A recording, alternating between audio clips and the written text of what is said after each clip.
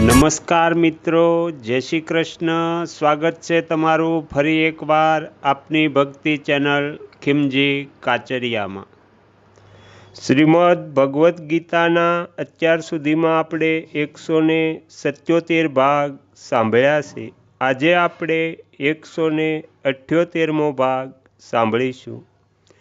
177મા ભાગમાં આપણે 5મા અધ્યાયના 18મા શ્લોકમાં, જેમાં 18મા શ્લોકમાં કહ્યું છે કે જ્ઞાની મહાપુરુષો વિદ્યા વિનયયુક્ત બ્રાહ્મણમાં અને ચંડાળમાં તથા ગાય, હાથી તેમજ કૂતરામાં પણ સમરૂપ પરમાત્માને દેખવાવાળા હોય છે। તો સમતા વિશે બીજી જે વિશેષ વાતો છે તે આજે આપણે જાણીશું। આજકાલ સમતા ઉપર વિશેષ ચર્ચા ચાલી રહી છે। બધાની સાથે સમતાનો વર્તાવ કરો એવો પ્રચાર કરવામાં આવી રહ્યો છે, પરંતુ વાસ્તવમાં સમતા કોને કહે છે અને તે ક્યારે આવે છે એની સમજવાની મોટી આવશ્યકતા છે। સમતા કોઈ ખેલ કે તમાશો નથી, પરંતુ પરમાત્માનું સાક્ષાત સ્વરૂપ છે। જેમનું મન સમતામાં સ્થિર થઈ જાય છે તેઓ જ અહીં જીવતે જીવત જ સંસાર ઉપર વિજય પ્રાપ્ત કરે છે અને પરબ્રહ્મ પરમાત્માનો અનુભવ કરી લે છે। આ સમતા ત્યારે આવે છે જ્યારે બીજાઓનું દુઃખ પોતાનું દુઃખ અને બીજાઓનું સુખ પોતાનું સુખ બની જાય।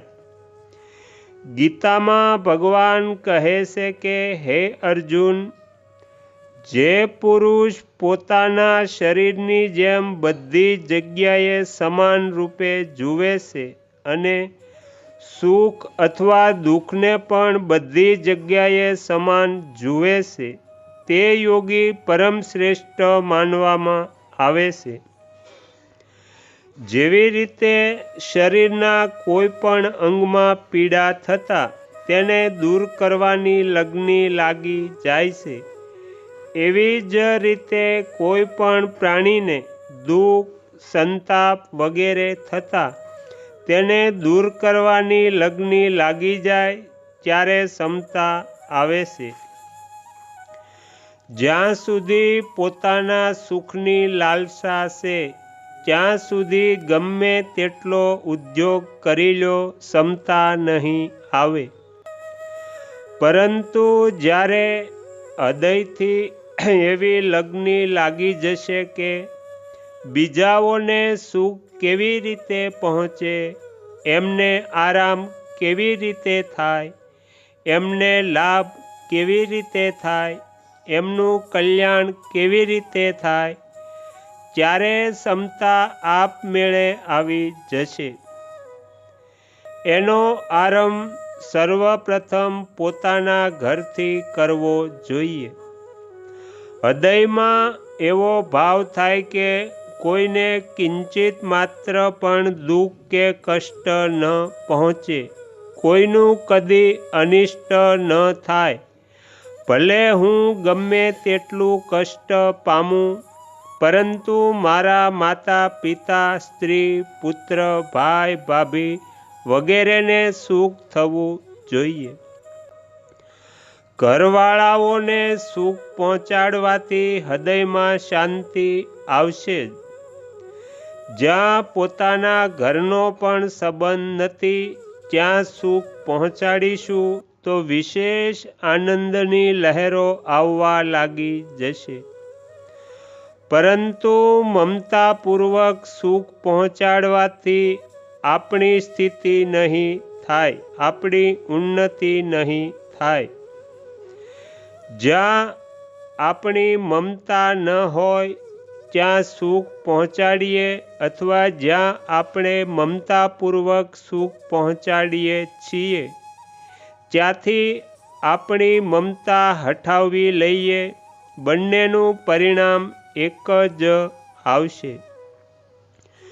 ચિત્રકૂટમાં લક્ષ્મણજી ભગવાન રામ અને સીતાની સેવા કેવી રીતે કરે છે એ બતાવતા ગોસ્વામી તુલસીદાસજી કહે છે, લક્ષ્મણજી ભગવાન રામ અને સીતાજીની તેવી જ સેવા કરે છે જેવી રીતે અજ્ઞાની મનુષ્ય પોતાના શરીરની સેવા કરે છે.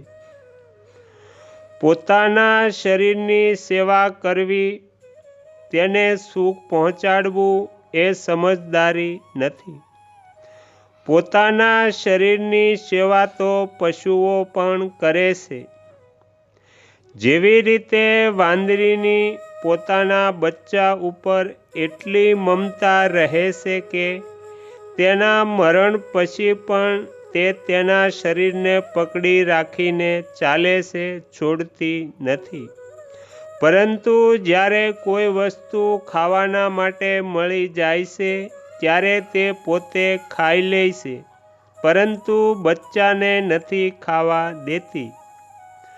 બચ્ચું ખાવાની ચેષ્ટા કરે તો એને એવું ઘુરક્યું કરે છે કે તે ચી ચી કરતું ભાગી જાય છે. આવી મમતા રહેતી હોય તો સમતાનું આવવું અસંભવિત છે. જેની પાસેથી આપણે કંઈ લેવાનું નથી, જેની સાથે આપણો કોઈ સ્વાર્થ નથી, એવી વ્યક્તિ સાથે પણ આપણે પ્રેમપૂર્વક સારામાં સારો વર્તાવ કરવો, જેથી તેનું હિત થાય. કોઈ વ્યક્તિ માર્ગમાં ભૂલી પડી ગઈ છે, તેને માર્ગની ખબર નથી અને એ આપણને પૂછે છે. આપણે તેને બહુ પ્રસન્નતાથી માર્ગ બતાવીએ અથવા થોડા અંતર સુધી તેની સાથે ચાલીએ તો આપણને હૃદયમાં પ્રત્યક્ષ સુખનો ને શાંતિનો અનુભવ થશે. પરંતુ જો આપણે જાણતા હોવા છતાં પણ તેને માર્ગ ન બતાવીએ તો આપણને હૃદયમાં સુખ નહીં થાય. આ અનુભવની વાત છે. કોઈ કરીને જોઈ લે, કોઈ તરસ લાગી છે તો હું એને બતાવી દેવું કે ભાઈ અહીં આવો, અહીં ઠંડુ પાણી છે. પછી આપણે આપણું હૃદય જોઈએ. આપણા હૃદયમાં પ્રસન્નતા આવશે, સુખ આવશે. એ સુખ આપણું કલ્યાણ કરવાવાળું છે. બીજો દુઃખ પામે પણ હું સુખ લઈ લઉં, એ સુખ પતન કરવાવાળું છે. એનાથી ન તો વ્યવહારમાં આપણી ઉન્નતિ થશે અને ન પરમાર્થમાં. આપણે સત્સંગનું આયોજન કરીએ છીએ, તેમાં આવવાવાળી વ્યક્તિઓને બેસવાની વ્યવસ્થા કરીએ તો એમને પ્રેમપૂર્વક કહેવું કે આવો, અહીં બેસો. તેમને ત્યાં બેસાડવા જ્યાંથી તેઓ સારી રીતે સાંભળી શકે. તેઓ આરામથી કેવી રીતે બેસી શકે, સારી રીતે કેમ સાંભળી શકે એવો ભાવ રાખીને તેમની સાથે વર્તાવ કરવો. એવું કરવામાં આપણા હૃદયમાં પ્રત્યક્ષ શાંતિ આવશે.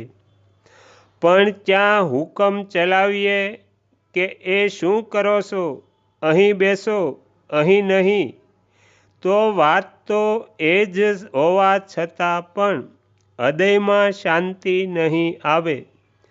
હૈયામાં જે અભિમાન છે તે બીજાઓને ભોગશે, ખોટું લાગશે. એવો વર્તાવ કરીએ અને ઈચ્છા રાખીએ કે સમતા આવી જાય તો તે કદી આવશે નહીં.